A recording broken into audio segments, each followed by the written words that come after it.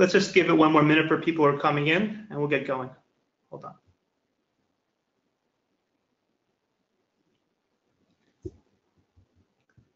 Hello, and welcome to today's webinar, Cato Cloud, a deep dive. My name is Dave Greenfield, Secure Networking Evangelist here at Cato Networks. And joining me today is Eyal Webber-Zvik, Cato's Director of Product Management. Good morning, Eyal. Hi, Dave. Great to be here. Great to have you. Together, we're going to take you on a journey into Cato Cloud, Cato's SD-WAN solution. A few housekeeping items before we get going. You're welcome to submit questions at any time using the chat window on the right-hand side of your screen. We will follow up with you after the webinar. We'll also make a recording of this webcast available to you within a couple of days. We're going to take a brief look at Cato, why SD-WAN, and then we'll dive into Cato Cloud. For those of you who've been to one of our webinars in the past, bear with us, as this will likely be a bit of a rehash. And then we'll jump into the details of Cato Cloud and some of the new features we've recently introduced. But before we get going, a quick poll for you folk to help Eyal and I understand your pain. So what are your biggest WAN challenges? Please mark all that apply. And the answers are, potential answers are, reduce latency for global locations, reduce WAN costs, secure direct internet access at the branch, optimized cloud access, optimized mobile access. You can answer now, and we'll just give that a few more seconds.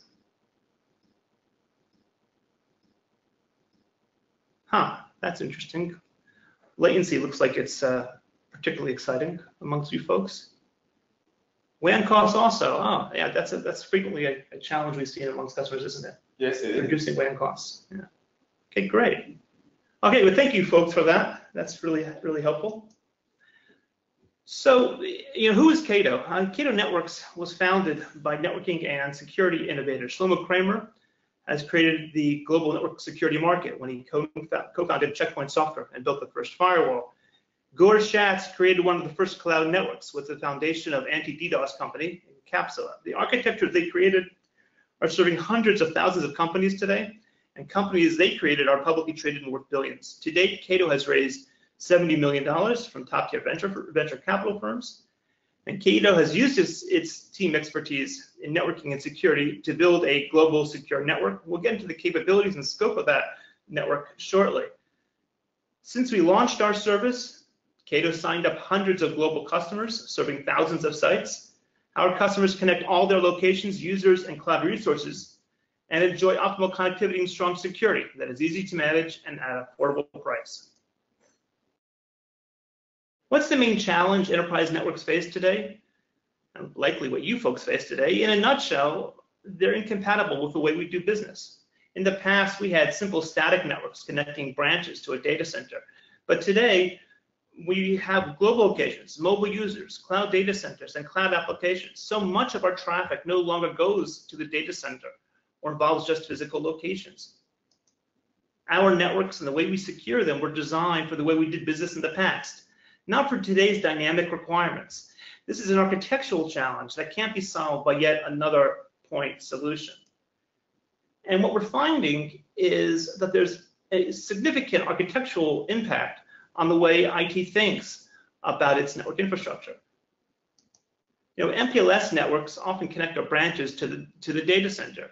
In the past, this design made sense because traffic needed to reach the data center, but today, the move to cloud-based services has dramatically increased the amount of internet traffic. Backhauling internet traffic to the data center wastes MPLS capacity, as you probably know. It forces expensive upgrades and adds latency, especially for global locations. Alternatively, some companies deploy a network security stack at every location and use site-to-site VPN. This in turn creates appliance sprawl that is costly to buy and maintain. It also relies on unmanaged internet-based connectivity that is unpredictable latency and performance. If we look at cloud and mobility for a second, with MPLS, that's an afterthought. Cloud connectivity is done over the unreliable internet, and mobile users, well, they struggle to get consistent access to applications and often end up bypassing corporate security and go directly to the internet without any protection. So these are the challenges that are facing IT today. Now, traditional SD-WAN offers a way to address some of those requirements. If we look at the market, we often see that you can add SD-WAN edge devices and inexpensive internet services to increase overall WAN capacity and availability. But since internet links have unpredictable latency, we must keep MPLS for latency-sensitive applications like VoIP and remote desktop. SD-WAN can eliminate internet traffic backhaul and directly send traffic to the cloud from the branch, but security is a challenge. Customers need to deploy additional security appliances at every location, and that creates appliance sprawl. For those of you folks who are familiar with centralized security architectures and have deliberately centralized your security within the data center to avoid appliance sprawl, this is going to be an enormous issue as you start looking at transitioning to other SD-WAN approaches. Or in turn, you can connect to a cloud-based security solution, which is much more effective. In turn, cloud and mobile access don't really get a lot of help from traditional SD-WAN. Cloud access still relies on unmanaged internet connectivity, and mobile access, well, that's completely out of scope for a traditional SD-WAN solution. So what does Cato propose? Cato takes all of your network resources, your headquarters, branches, cloud data centers, mobile users, and we connect them into a single network in the cloud. We call this the Cato Cloud Network. It carries both WAN and internet-bound traffic from all your network resources. It's SLA backed and provides an affordable alternative to MPLS. Once we have the traffic in the cloud, we apply a set of cloud-based security services built directly into our network. All traffic is protected everywhere with no capacity or functional constraints or maintenance work for IT. Finally, Cato enforces a single policy across all traffic with a single management interface. Let's discuss the network security and policy pillars for a moment of Cato. The Cato Cloud Network is the base pillar of our solution.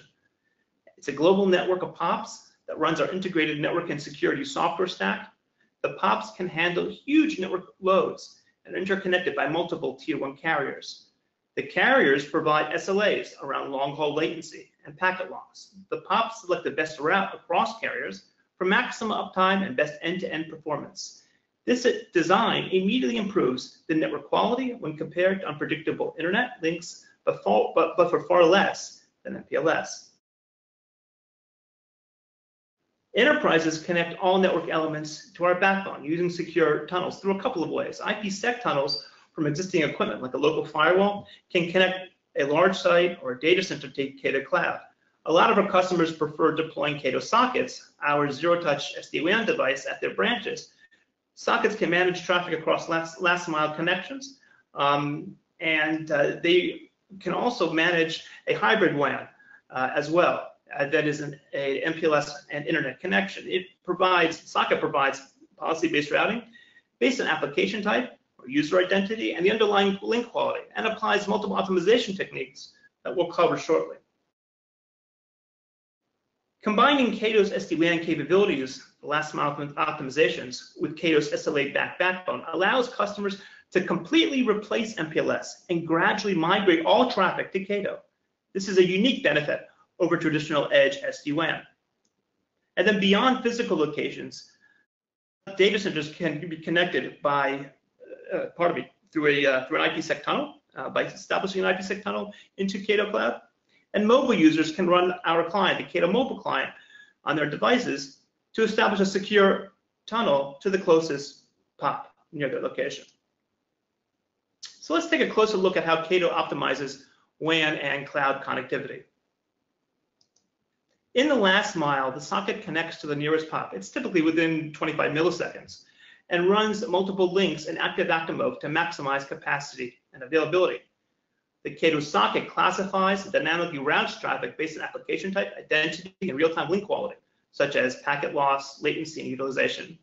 Cato now uses multiple techniques to mitigate packet loss between the socket and the POP, and it handles brownouts, not just blackouts. Cato independently optimizes the middle mile.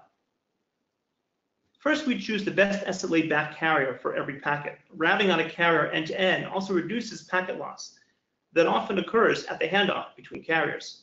Next, each Cato POP acts as a TCP proxy, increasing TCP throughput dramatically. Our customers are reporting anything anywhere from 10x to 30x improvement in file download speeds.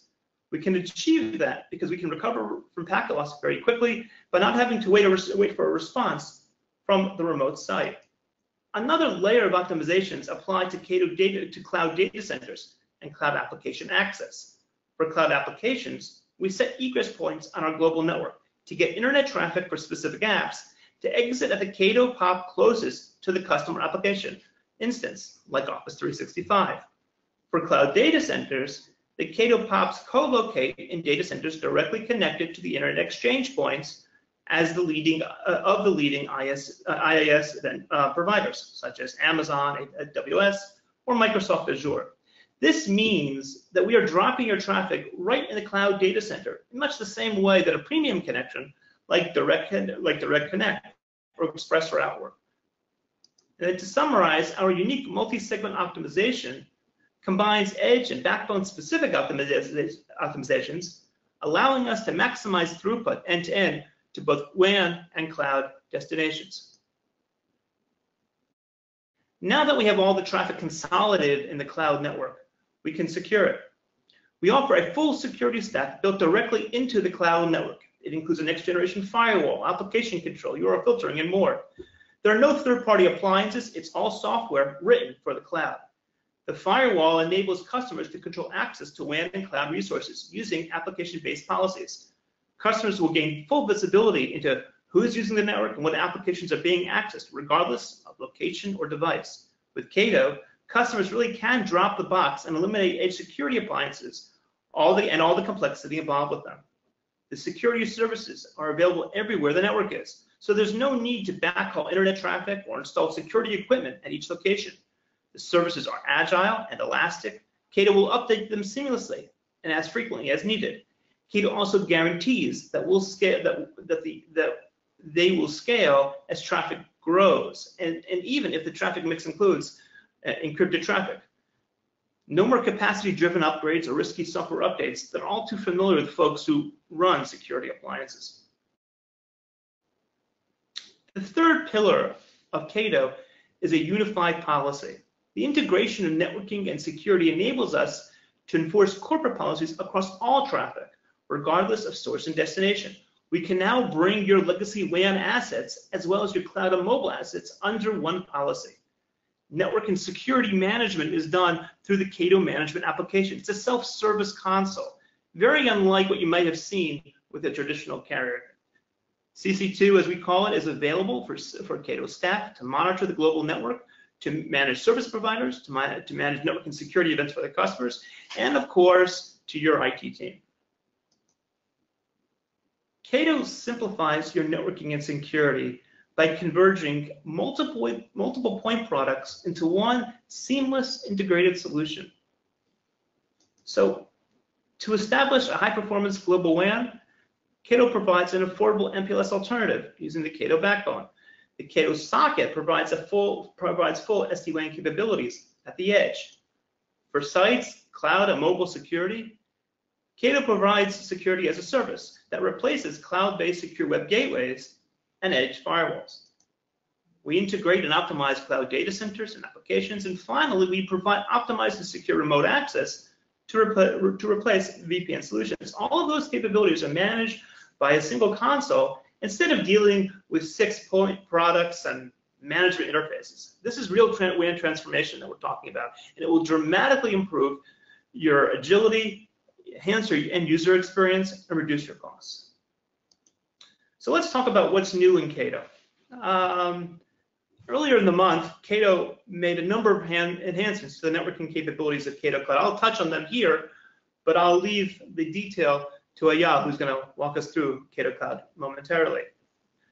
The first change we made, and the change that's particularly interesting to me, was identity-aware routing. We've always been able to define networking policies based on IP ranges or applications. But today, Cato goes a step further to also define policies based on user identity, or group affiliation. That means that you can set policies based on department name, sales organization, or marketing organization in my case. This makes reflecting business context in the way you configure and design your network very easy. Now, Eyal will dive into identity awareness further in his demo. The other piece that I'm really excited about is real-time network analytics. It expands our robust reporting platform for advanced troubleshooting. So now, as an IT manager, you can see the real-time throughput, jitter, packet loss, latency, packets discarded, dropped indicators with graphs of both upstream and downstream traffic, as well as the top hosts and applications for real-time and historical traffic. Deep insight into what's actually going on into your network, and incredibly valuable when you look at troubleshooting that network. Cato has also improved on its affordable HA deployment. We've had HA for some time. As Eyal will explain, our HA is easy to deploy and incurs no additional monthly charge. Now we've expanded the mix of active-active and active-passive failover configurations that can be implemented. It's really a great solution for those who want to bring HA to the branch.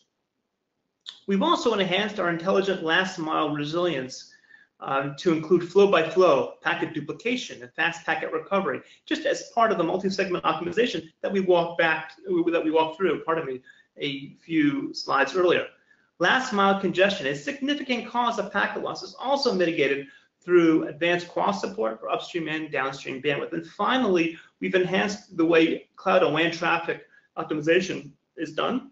It now includes a variety of TCP enhancements to increase throughput when accessing cloud and WAN resources. So that's probably a mouthful. I think actually seeing those features and the rest of Cato Cloud in action will be helpful. And with that, I'll hand it over to my partner in crime, Eyal. Thank you very much, Dave. You're welcome. So let's just get a switch here. Okay. So what you are seeing here right now is actually our Cato management application, which Dave mentioned, also called CC2, thanks to the URL where it resides. What you actually see here is our landing page, which shows you in real time exactly what sites are connected to the Cato Cloud right now and which are not. For example, you can see that London office currently is offline, but all other sites are connected. I can control and govern anything in the solution from this single application. My mobile users, my sites, my security policies, my network policies, everything is done from this application. There are no additional applications or management interfaces admins need to go to in order to fulfill their day-to-day tasks. I want to start with showing you how easy it is to add a new site to your organization. From the top navigation bar here, just on the sites area, click the plus button, and then you have a new pop-up showing up. Let's establish a new site in New York, calling it the New York branch. It's going to be a type of a branch, but you can see that I can choose whether it's my headquarters, a cloud data center, or a physical data center. The connection type is our socket X1500, but I can also use various versions of virtual sockets or IPsec protocols. I'm going to set this to be in the United States, almost.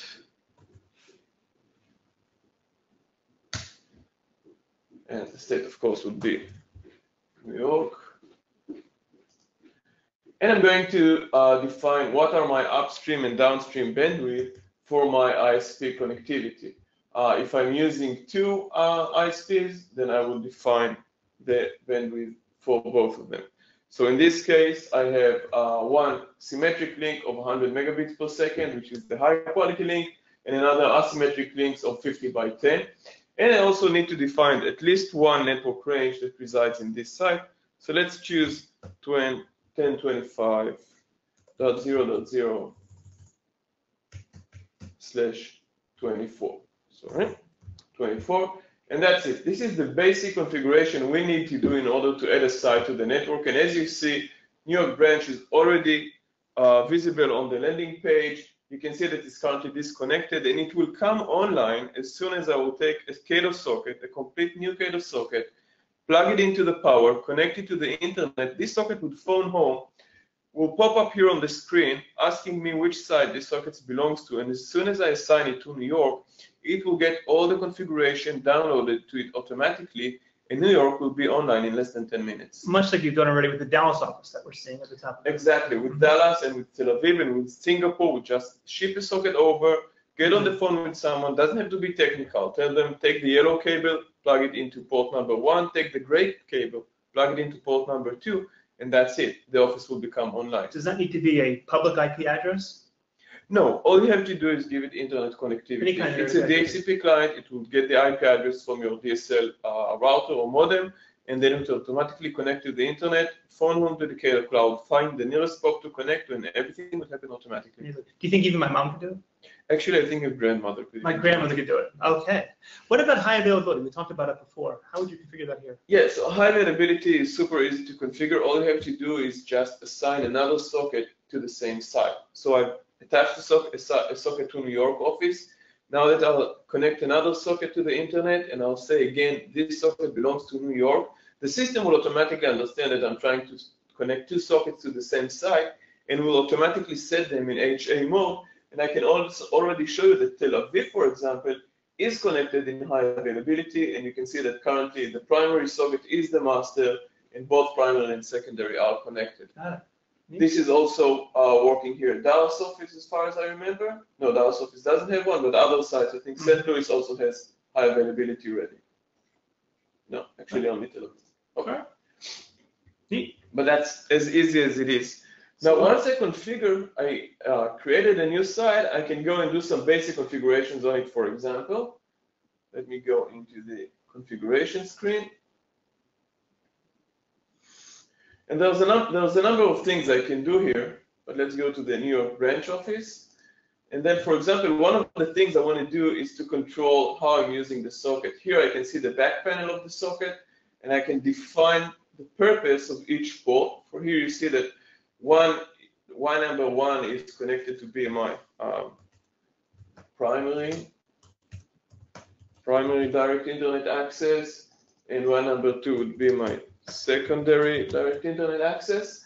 And then I can set them to work in an active-active mode rather than an active-passive, maximizing the capacity and bandwidth I can get from this last mile management.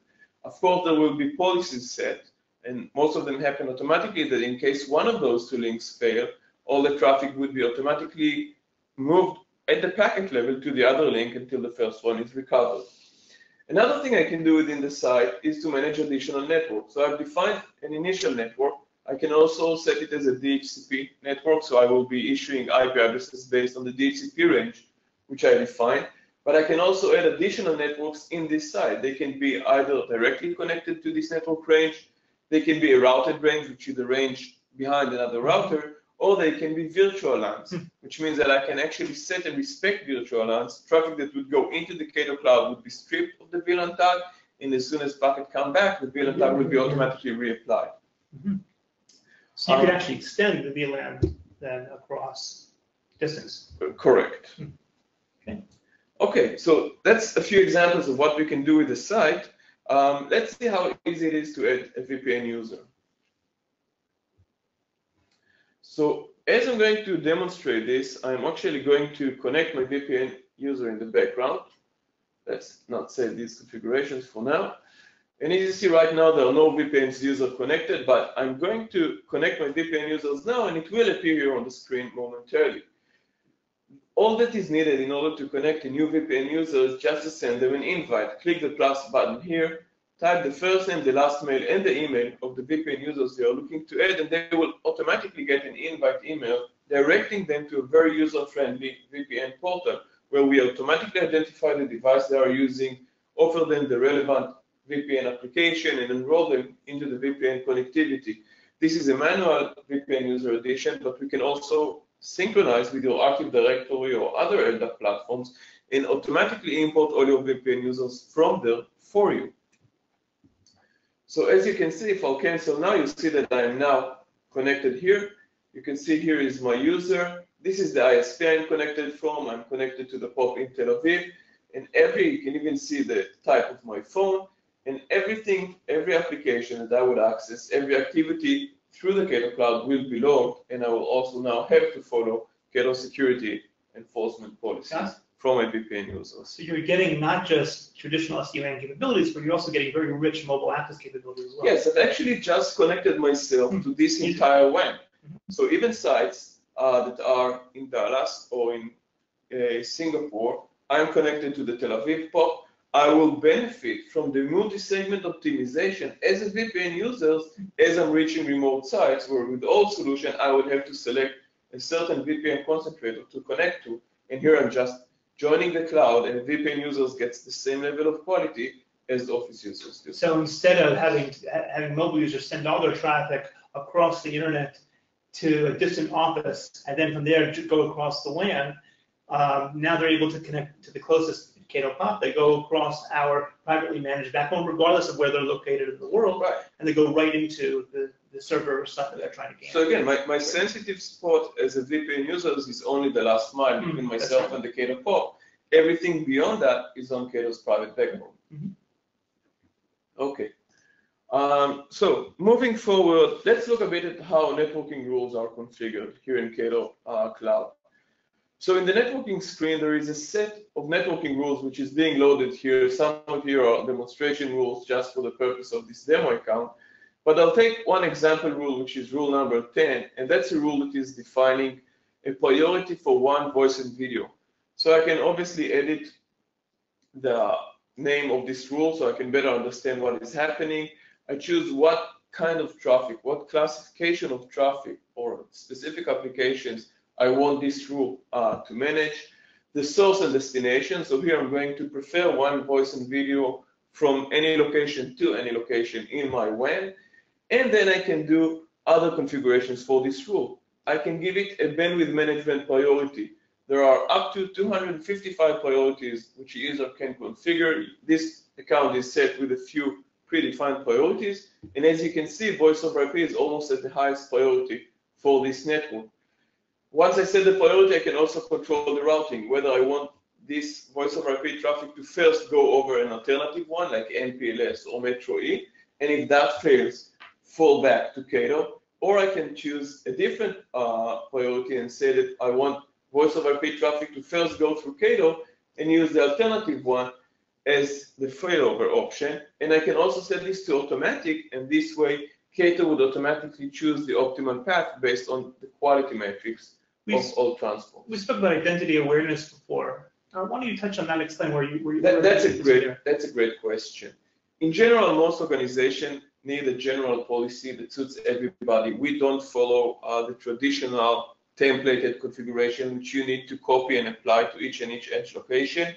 As a cloud offering and a certain centralized flat network, we have a central policy which you can fine-tune and edit to your specific needs.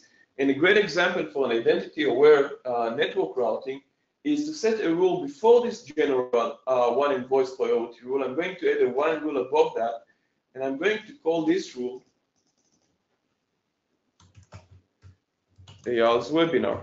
And what I'm going to do with this rule is that I'm going to say that for voice traffic, voice over IP traffic,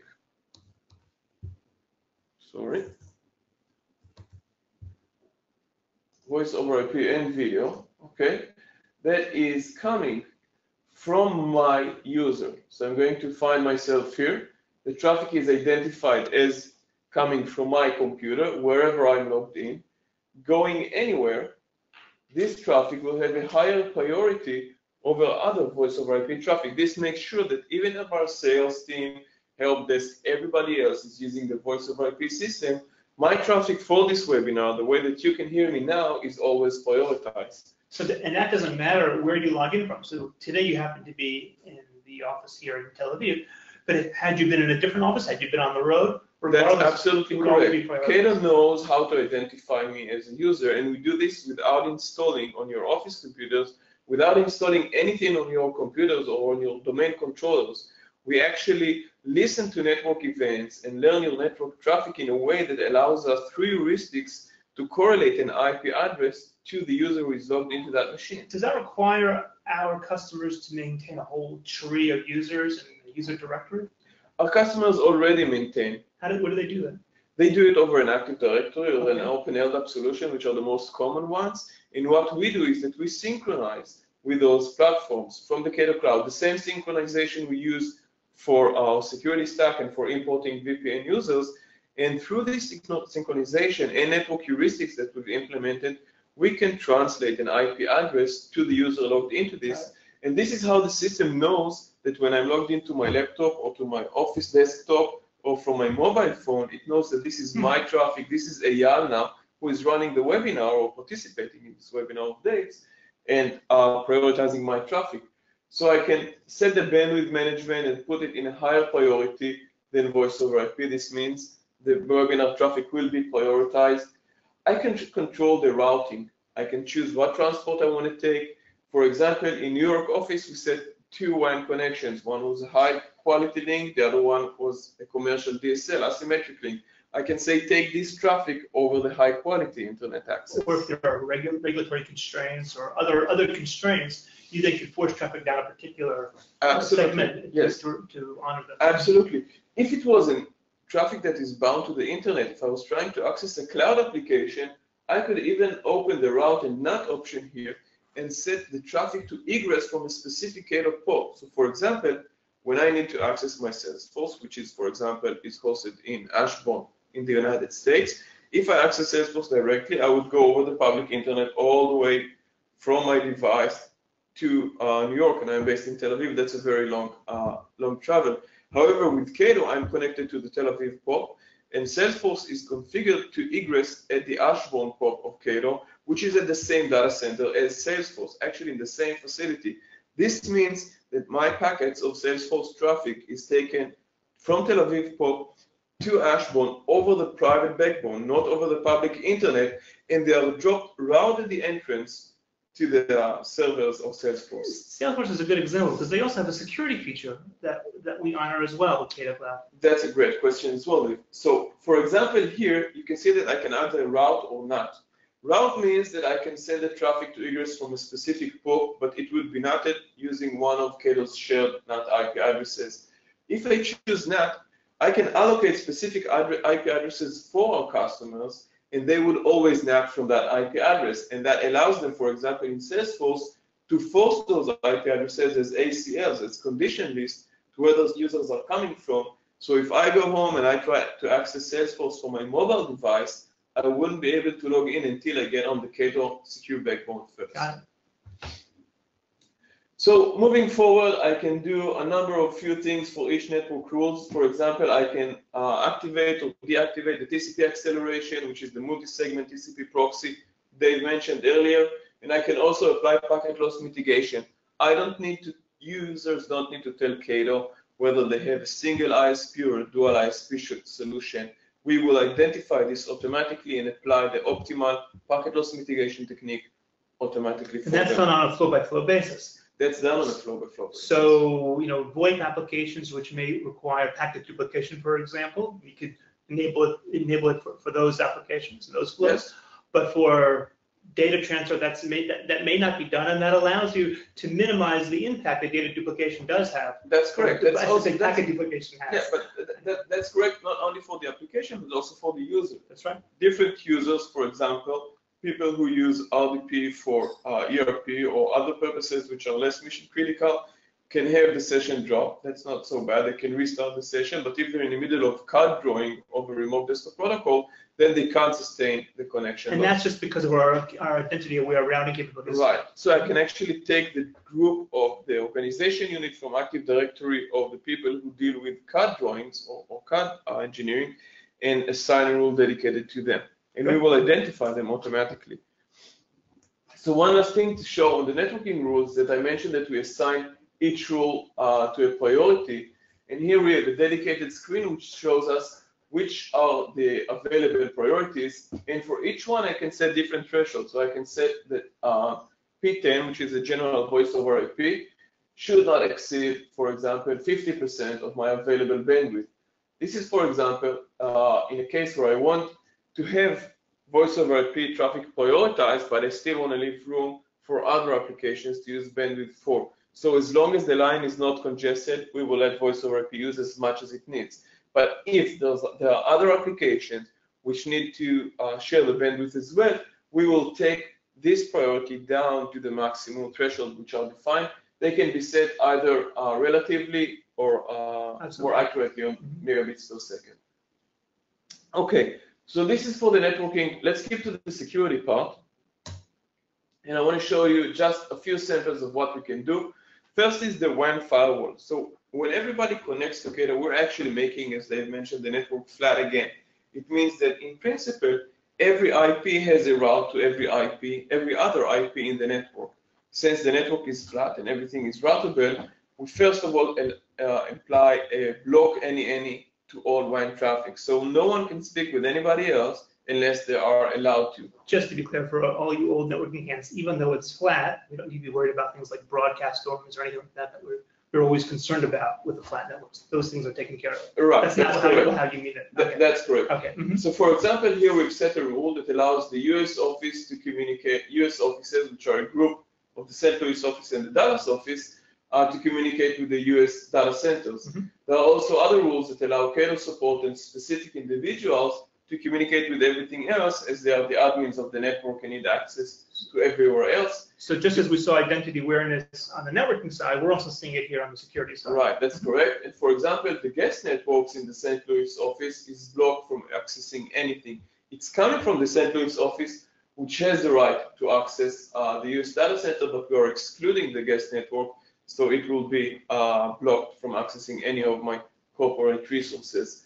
The internet firewall works on the same but opposite principle. Since internet is required to run the business, we start with allowing everything, and then admins need to block the unapproved applications one by one, and our analytics show them exactly which applications everybody is using. Office users, automated machines, servers, updates, mobile users, they see everything, and now they can start building their organizational policy of what applications are sanctioned and what are unsanctioned. Sounds like a lot of work. I mean, somebody who doesn't know which sites to block or which applications to block, do we help them in any way? Yes, absolutely. From within our analytics, you can slice and dice all the information that we collect in any way you see fit. You can have a report based on the applications, report based on users, report based on websites that people are accessing, and then very easily an admin can tell what needs to be blocked and what needs to be allowed. Furthermore, learning this entire platform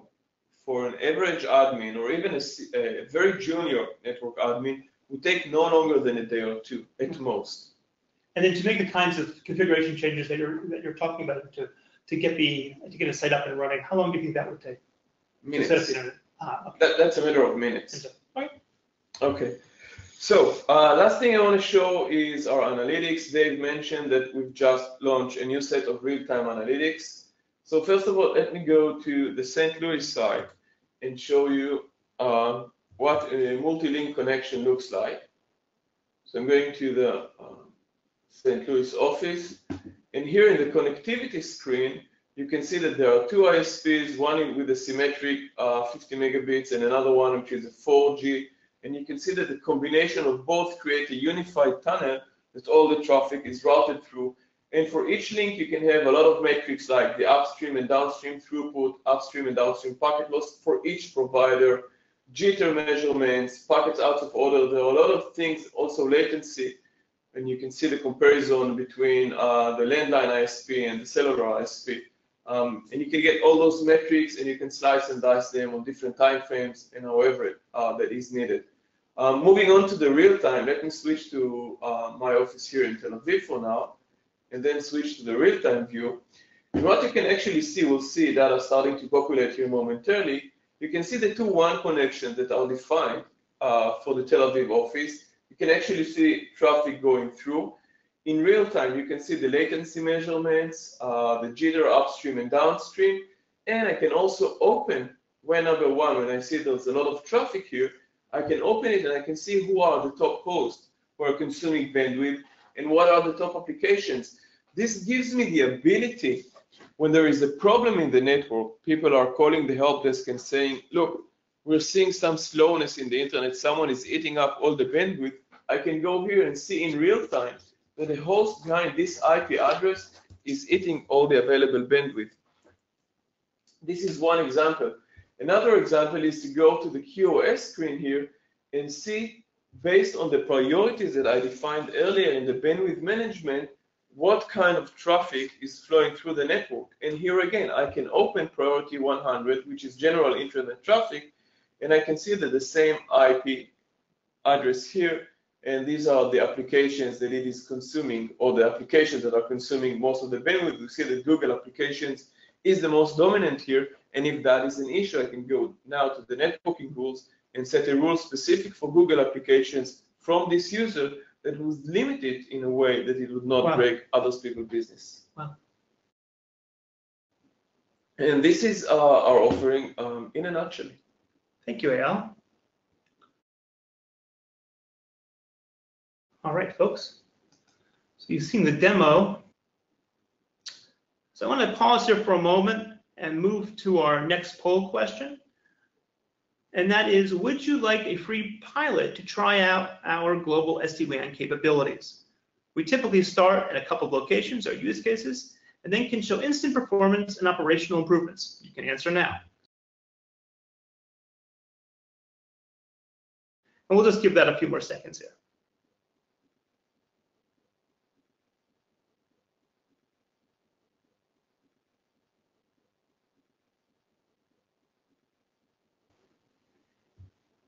In summary, Cato offers a robust platform with many capabilities that can be translated into specific use cases. In some instances, folks use us for secure SD-WAN. It enables organizations to augment and ultimately replace MPLS. At other times, they use us as an affordable MPLS alternative or in conjunction. As an affordable MPLS alternative, Cato can help address high latency between global locations using our SLA-backed backbone at an affordable price. Appliance elimination allows Cato to eliminate dedicated branch office equipment, such as UTMs, firewalls, and WAN optimization appliances. The customer migrates from MPLS, appliances can be avoided using our firewall as a service. Cloud data center integration allows Cato to provide a simple integration of cloud data centers into the corporate network. Even if you have multiple cloud data center services, you can access all of them through one seamless login through Cato. Mobile access optimization. Cato connects every mobile user to the Cato Cloud, and provides secure and optimized access to the data center and the cloud. This is a marked improvement over traditional VPN clients. And finally, simple network automation. Cato provides an easy-to-use self-service management portal that's with zero-touch site provisioning and simple enrollment of mobile users into the WAN, all with full end-to-end visibility and full security without multiple point solutions. All is left for you to decide is where do you want to start your journey for full WAN transformation. And with that, before we jump into the Q&A, we have one final poll question. Would you be interested in a free estimate of your networking and security cost reduction using Cato? And we'll just wait one more minute. All right, while you're answering, I already see that some folks have some great questions here, so let's get started with those. And certainly, if you have your own questions, please do send them over to us as well. So our first question for you, Eyal, is from Beth. How long does it take to learn to operate the Cato Cloud? Well, as mentioned earlier, the system is super simple, and it usually would take you no more than 2 days to learn it top to bottom. What kind of person does that assume? Do you have to be a CCIE, for example, to do that? No, everybody with basic understanding of how networks are built can operate the system. So even I can learn to operate the system? Even yourself. Actually, I do not. I do know how to operate the system, so that's not fair. Okay. Another question for you, Eyal, this time from Peter. What do I need to do to update Cato Cloud? Oh, that's great. Actually, nothing, Peter. One of the beauty of having a cloud service is that everything is done and managed for you. You just need to configure the rules and make it work the way you want it to work. And then it is our job and responsibility to make everything happen automatically in the background. What happens if there's a new virus that's been discovered or a new attack that's been learned? Then all the antivirus mechanism and our intrusion prevention system as a service, they are all being continuously updated in the background for you, the same way that you use in other cloud applications. and you don't care about how many servers they have, what hard disks they use, what is their network capacity, they scale up automatically as they need in order to provide the service. Cato provides the exact same manner. Joe has a question. He's asking, what happens if I run proprietary applications?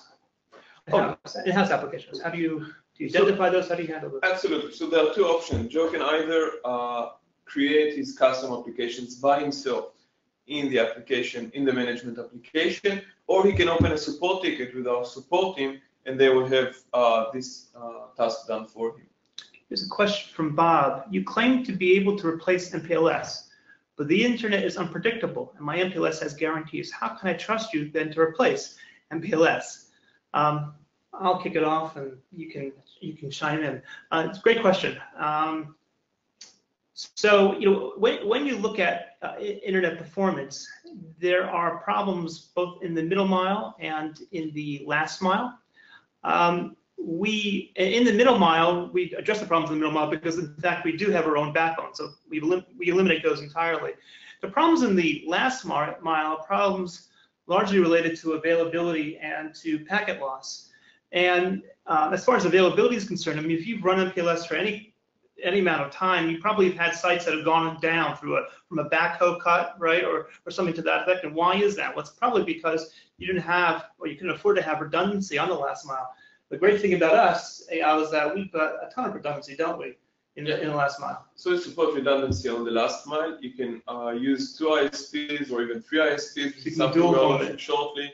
You can also work in a hybrid WAN mode if you still keep your MPLS links, and high availability between our edge devices, the sockets.